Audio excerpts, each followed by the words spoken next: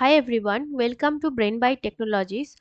Today I am going to explain SGA in Oracle database. What type of SGA are belongs in the SGA area, or you can say shared memory area.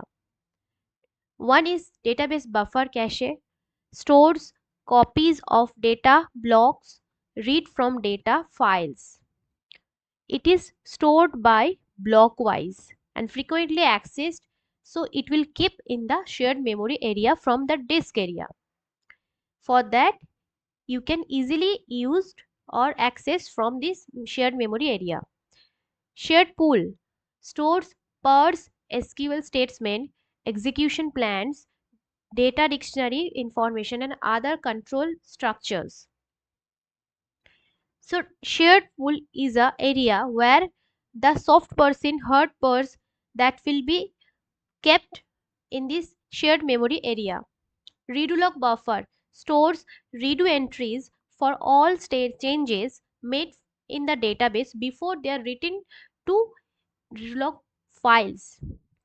So before write on the redo files in the disk area, it will stored all the changes that we made or that made from the end user, that will stored in the shared memory area. Large pool is optional, Java pool is optional, and stream pool is optional. But in database, it's how to database run. For that, the number 1 2 3 is very important, and it's a mandatory data shared pool area functionalities, and it's parts of shared pool area. Large pool is a large pool memory, such as a ARM and big data were kept in this area. Java pool is a stores Java class information, Java related things that will be kept in this Java pool area.